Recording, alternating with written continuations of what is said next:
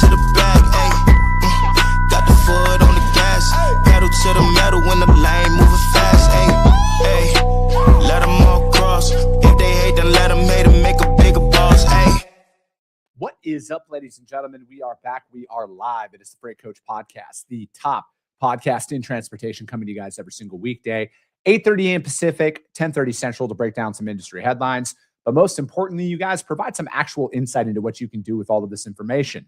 If this is your first time tuning in, welcome. This is the real side of freight, ladies and gentlemen. And I do say that before every single show. And what I mean by that is I only speak with transportation professionals, because at the end of the day, I want to talk to the right individuals who have done what you're looking to do or who are currently doing what you're trying to achieve, so you can take that information, apply it, utilize it, and see a meaningful difference in your business and your life.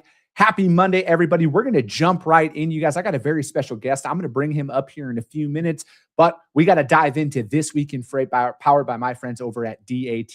As you guys know, this is 100% viewer submitted. So any lanes you guys want help reading, and this is all I do all day long, because your boy actually moves freight. I assess lanes. What are we going to quote? How are we going to read the market? Because at the end of the day, we got to find stability and bring that out to our customers. So if you want your lane broken down, I need you to email podcast@thefreightcoach.com. This one is Atlanta, Georgia, going to Des Moines, Iowa, van. And so I want to take everything I'm going to say this week in particular with a grain of salt, considering it's inspection week and it could be completely off base, right? Like, I am of the mindset that a lot of this stuff that we're seeing this week is probably going to bleed through Memorial Day. I wouldn't be surprised if there is tight capacity and even at more elevated rates for the next couple of weeks here, you guys. I've seen it happen in the past, and that's the only reason I'm saying that. All signs are pointing to a very tighter capacity this week for Blitz Week and compared to years past. And when I've seen that in the past, it has bled through Memorial Day. I've seen some of this, you guys. Now, again, I'm never trying to fearmonger. I've seen this DOT Blitz Week last through the 4th of July. All right. And what I mean by that is higher rates, tight capacity. People are very much more selective on the freight that they're going to take. So just be prepared for that stuff, right? And obviously, you guys have been paying attention to the show. Have difficult conversations with your customers, right? All you can do is deliver that message out there. But this one, again, we always look at that miles, 900 miles. It's an okay weekend run. So again, if you're moving this Friday to Monday, I would expect to pay a little bit higher on that. But this one's still jumping up, right? Like this is one of those lanes that's still rising. You can attribute a lot of that, though, as we know, you guys, in the Southeast right now, it's produce season. So it starts in Florida and it works its way up the coast there. So the Carolinas are going to be next, and then into Southern Virginia and stuff. That's just kind of how you have to follow that produce belt. So that is my assumption on why you're still seeing that rate continuously rise out there, when in other of the lanes that we've broken down, you guys, there has been, they have essentially stabilized. They're still higher, but they've stabilized out there. So I would pay attention to this one. I would talk to your customers, especially if you haven't talked to them about Blitz Week. Most people know about it, but again, capacity is going to be tighter, you guys. All of the rates that you think are going to get it done, I hope they do. I just have already been quoted on some of the freight that we're going to be moving this week, and it's a lot higher, and it's expected, right? Like, I'm not a selective capitalist, but I think that you guys need to be prepared for this. I think that truck in hand, spot market style pricing is going to be your absolute best friend this week, if not through Memorial Day, to say the least. I think it could drag out into that. But, you know, I see this one continuing to rise. So if this is your lane out there, I would be prepared that this is probably going to continue to rise here throughout the summer. I would say probably midsummer is when it might start to stabilize. But it could be as early as June, right? I think like we're at a very unique time where, with the way that fuel prices are rising, I think that now that there's it's very well documented that there's more money to be made in freight, it's only going to be a matter of time before capacity filters back in from the owner-operator standpoint. I don't know if this is going to drag out as long as that, because I don't know if a lot of capacity has left the market entirely to kind of create any of those vacuum voids that you can potentially see. But rest assured, this is a power lane, you guys. Outbound Atlanta, there's always going to be capacity. It might not be what you want to pay at that time, but you're going to find capacity. And that's what's most important as you're going out there and doing this, right? Because I think right now in this season, in the transitionary market that we're in, your ability to service your customers is going to be of utmost importance. So that is Atlanta, Georgia to Des Moines, Iowa. This week in freight, it's rising. I would continue to expect it to rise here for the next couple of weeks. But again, rest assured, it's a power lane. You guys, there's plenty of capacity down there in hot Atlanta. But let's jump in to the show, you guys. I'm looking forward to this one because I very rarely talk about driver recruiting. And I really enjoy not talking about theft and where rates are and everything else in the market every single day, because that's kind of what everybody wants to talk about. But I like talking about how do we continue to win? How do we continue to build our businesses? So I have Mr. Elijah Cramer on the show today. Elijah, thank you so much for taking the time to join me. Heck yeah, Chris. Excited to have the chat and help companies grow. Dude, it's been a few years in the making, man. I'm going to be honest. It's taken a little bit, but I'm glad we got some time. So, dude, how'd you get your start in freight, Elijah? What brought you into transportation? Yeah, man. I actually just got off the phone saying this. I feel like trucking is like a Hotel California. You check in and you can never leave. And got my start as basically my first adult job, and worked for Celadon, big mega carrier back in the day, as a driver recruiter, and kind of cut my chops in the industry and got to see the failing and broken pieces where the lack of transparency between drivers and carriers and drivers, and the frustrations that both sides of the fence were seeing in the recruiting industry. Let's start with that, man, because it's like I know turnover is inevitable in business, but it seems like there is a very high turnover rate inside of driving. And, and I'm saying, because like my dad was a driver, right? Like he was an owner operator for 40 years. I have family members that still drive to this day.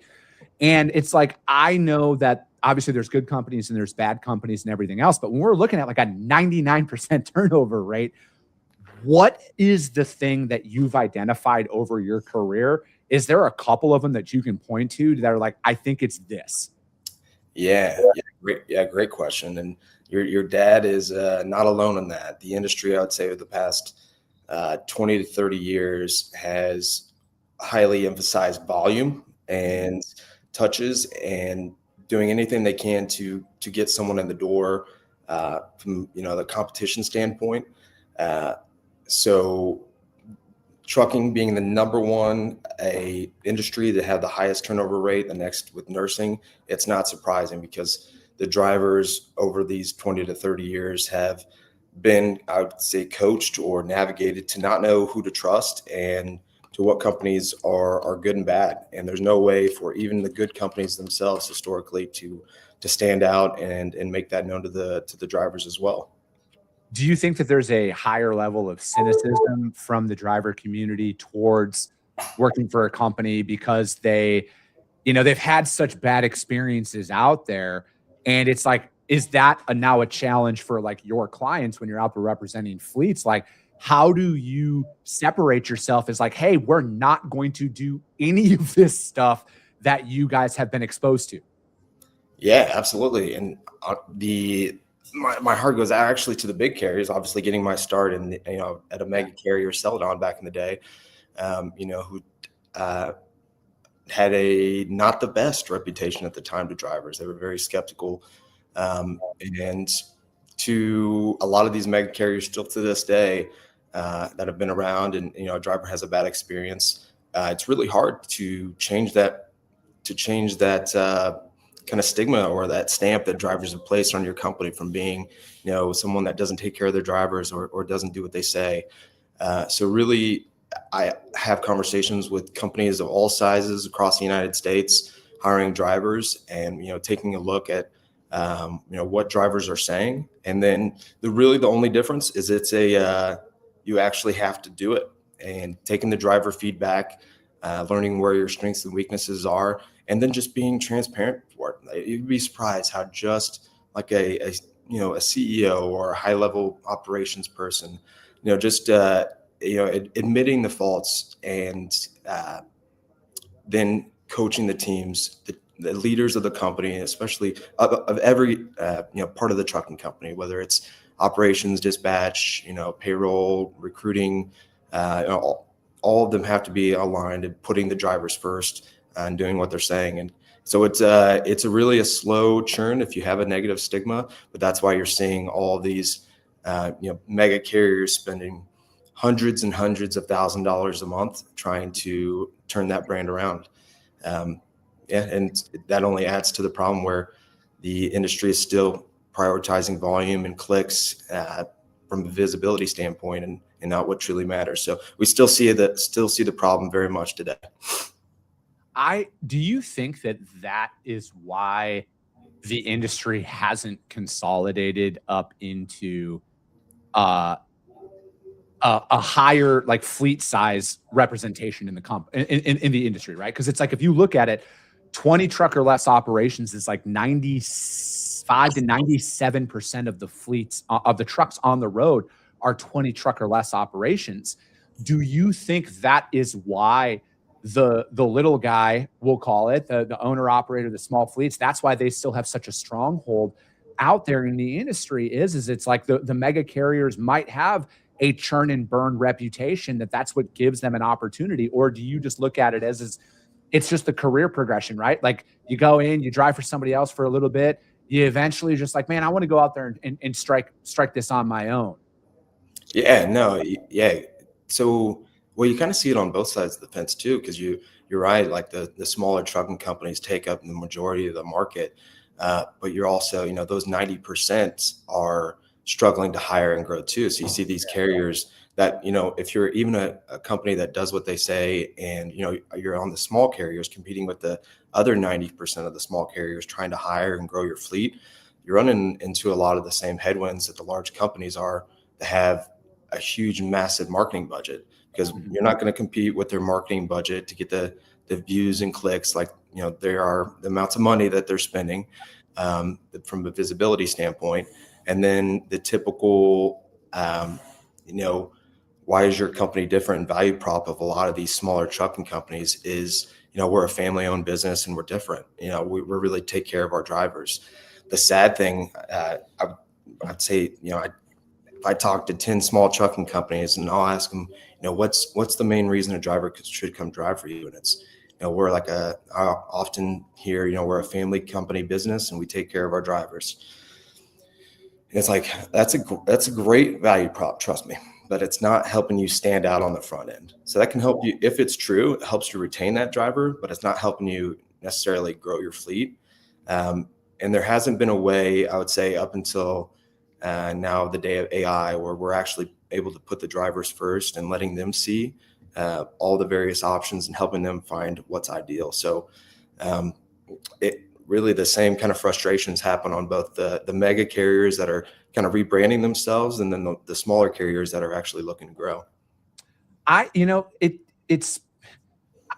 that pay is a big thing, right? And, obviously people need to make money. People need to make a livable wage out there. But I think it kind of baffles me a little bit, Elijah, how many companies overlook that as like, they think that's like throwing money at a problem is going to fix it. When if you like, to me, the data is out there, man. Very few people leave a job because of pay, right? Like, I don't know too many people who get into any industry. Maybe 10, 15 years ago, this was the case. But right now, I don't know of anybody who gets into an industry and is like shocked at what the pay is, right? Everything's very well publicized. So it's like, it's easy to market to be a certain way, but like, is there a lack of like, is it just maybe people are like, no, you put profits over us. Like, you put profits over people, and that's why I'm leaving. Is there anything from the driver community that you've heard where it's like, no, it's not always about the money. This is why we leave, because they told us this, that didn't happen. That's why I want to go somewhere else.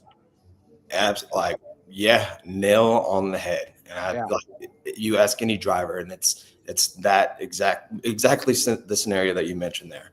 And drivers, you're right, they're always looking for the big three. So the big three being, obviously the pay, when they're either making a job decision or they're evaluating their current company versus the neighbor across the street that's offering 2 cents more per mile, and they're thinking about leaving.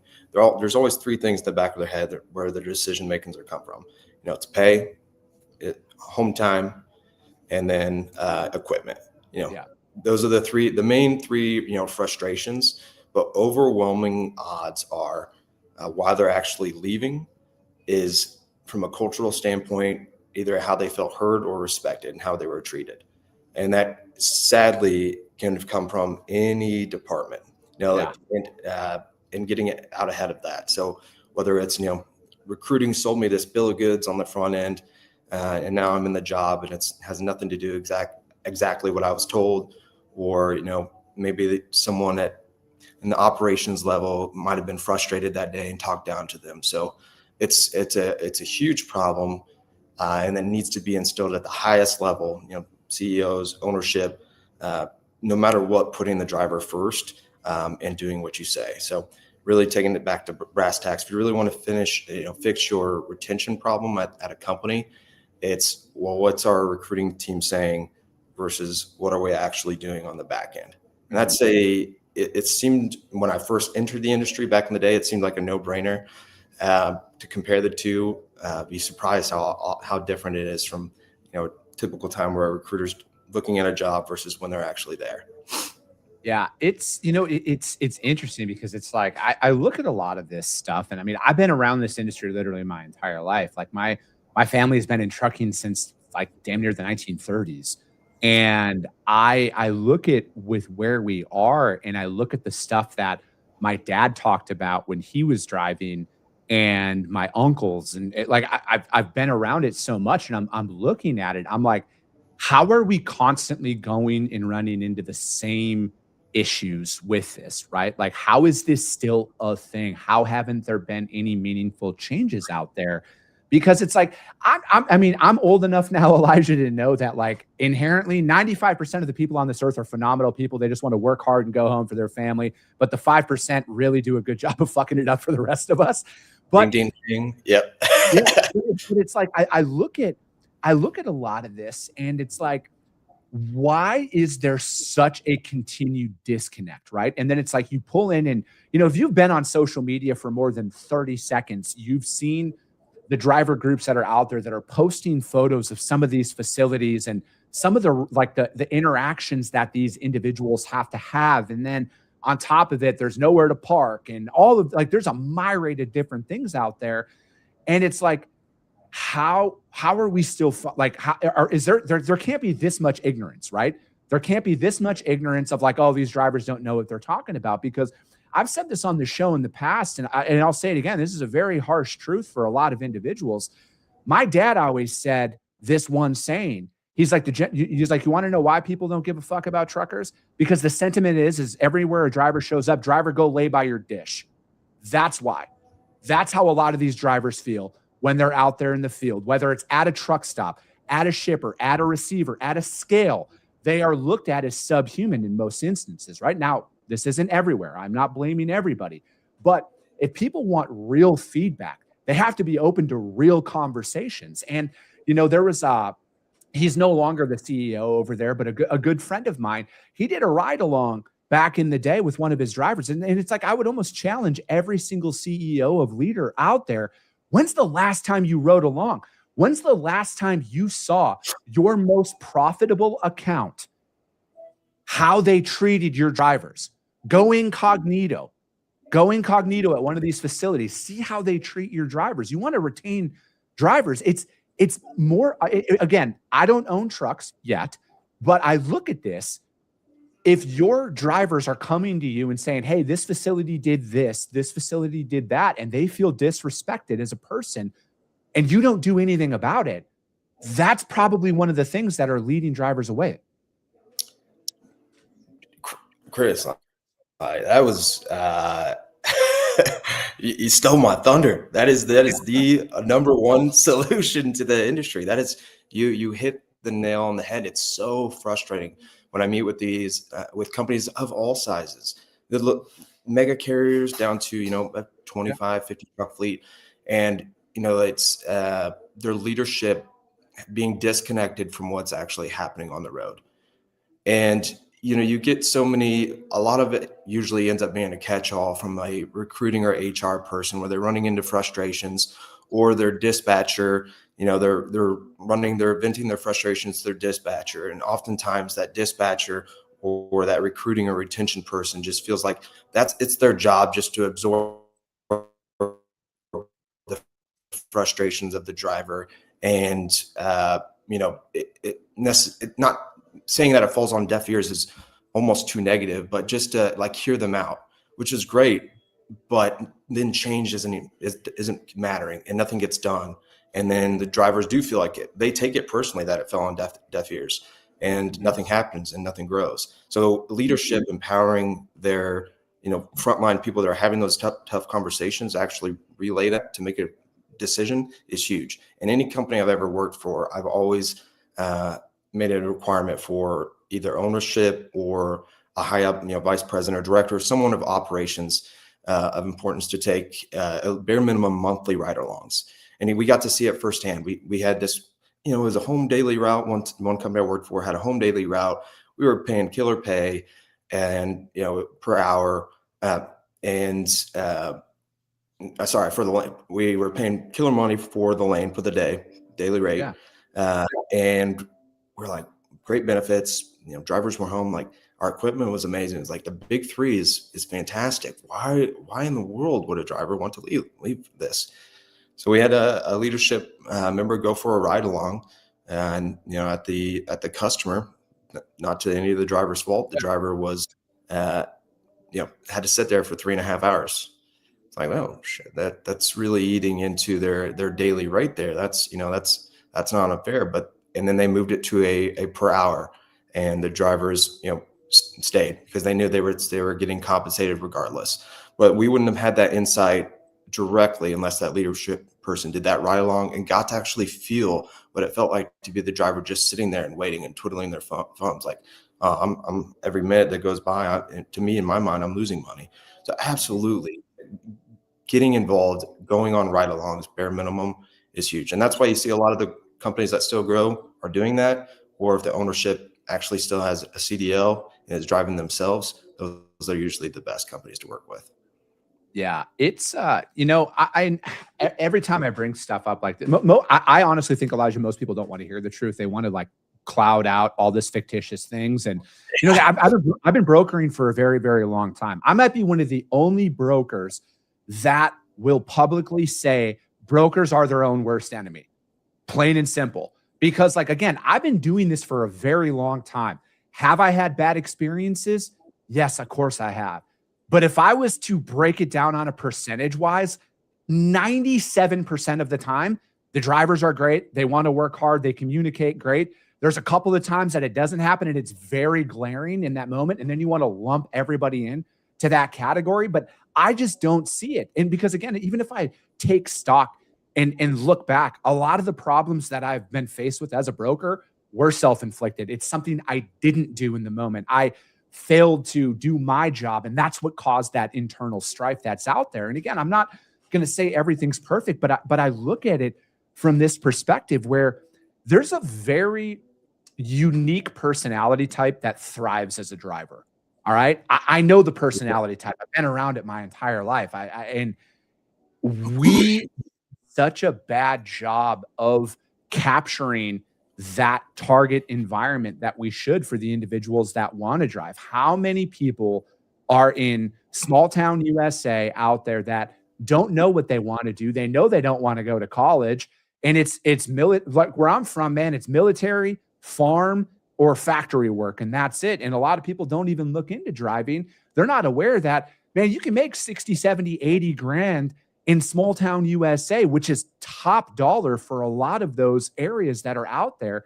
We don't capture it because we fail to address the main driving forces that are keeping people away from it, right? Like the social media, you can say what you want, but what TikTok, Instagram, YouTube, what that has done for the trucking community has been very great, but it's also put a very large black eye on, wait, why would I want to go do this job if I can't even use the restroom?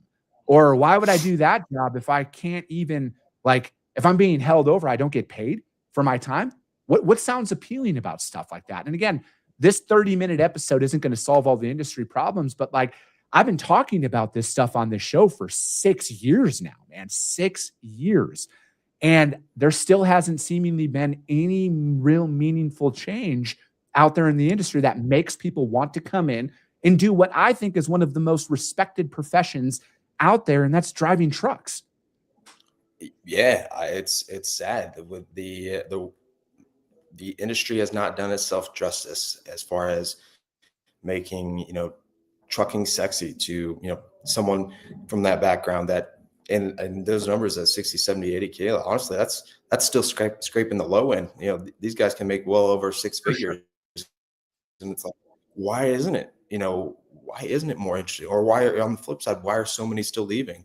But what's neat and cool about this conversation is we get to, navigate kind of the woes of, 20 years of what the problems have been versus kind of where the change are. And what's neat about it is AI. And I know a lot of people have concerns with AI and are nervous about it. I've even thought about starting my own podcast about, kind of AI and having, more blue collar approach or like I'm a salt to the earth kind of guy. So using it for more practical reasons and how it's able to help in trucking industry, mainly in recruiting and retention. We're now at a point to where a lot of the frustrations that have been the stigma or the black eye over the years, we're able to turn around and do it right and use it efficiently in ways that those companies that are doing things the right way and are wanting to take care of their drivers and are that other, like you said, that 95% of the companies and people that are doing it right can find their ideal employment. So for both sides, the drivers can find their ideal employment and drivers can find their ideal carrier. So AI actually in the world is scary, iRobot. There is some benefits to it. Yeah, I look, because I know there's a lot of headlines out there right now with, I think I don't want to say their name because I'm not 100% sure, but there's a large food distributor who's investing in driverless technology that they're going to start testing down in Texas. I look at that and I almost look at it now, Elijah, where, I mean, autonomous, is it going to be fully autonomous in my lifetime? I don't know, man. I'm 40. I can't, I would be naive to sit here and say that it never will. But I also look at it as I think that there will be higher autonomous components of the job. It's just the driver will always be in the cab. I just don't think the public's appetite will ever be, at least in my lifetime, to see 80,000-pound speeding bullets with nobody in the cab going down the freeway, right? Unless there's a complete infrastructure change where they build highways only for those semis. I that's the only way I can see it. But it's like I look at where things are. I mean, you touched on AI a little bit there. Even from a organizational standpoint, the smaller fleets, how are you utilizing that inside of your business to recruit talent, to retain talent, but then to like create those operational profits, right? That you're maybe bogged down right now by old systems that you haven't maybe looked at. That again, you look at that cost savings and where can that be passed down, downstream there. Yeah, I completely agree with you as far as, you mentioned the infrastructure. Like we think about, like you said, in our lifetime, would there ever be a driverless, semi? I can't see it. I think there needs to be a lot of things done. You said the word infrastructure, and I think that's perfect. And, you think about just looking at it from like perspective of, electric vehicles being all the buzz over like the past 5 to 10 years and how, we thought by now that basically every vehicle out there would be an electric vehicle and they just have lacked the infrastructure to do so, for that to truly genuinely scale. And to go to autonomous, like there's a whole other layer of infrastructure that would need to happen, and then trust and accountability, from a legal standpoint. So I think we're a long ways away from that ever being the case. But yeah, as far as companies to be able to, or drivers even being able to leverage AI themselves now to either help find their ideal employment or to find their ideal driver. Absolutely, we're at a neat crossroads where we can finally start finding some resolution to the industry's woes there. Yeah. Elijah, I appreciate your time, man. I hope you would be willing to come back on, because I feel like we got a lot more to talk about here. This flew by, as I knew it was going to, man.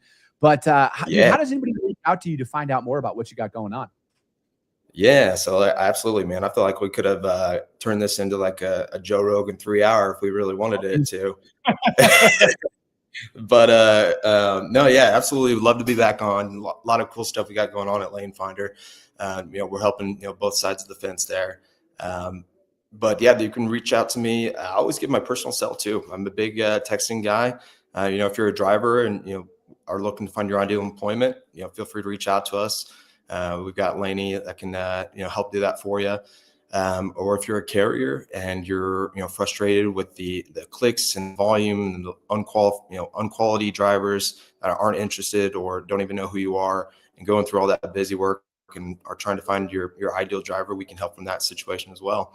But they can find me at LinkedIn, so Elijah Cramer, or lanefinder.com. Feel free to check us out. And then my cell number, feel free to call or text anytime, 317-771-2254.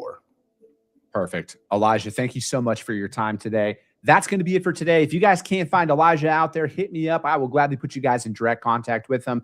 As always, if you got value in what you heard and you're not subscribed, subscribe to the show, you guys. And for feeling ambitious, rank that show on iTunes and Spotify, because if you see value, your network's going to see it as well.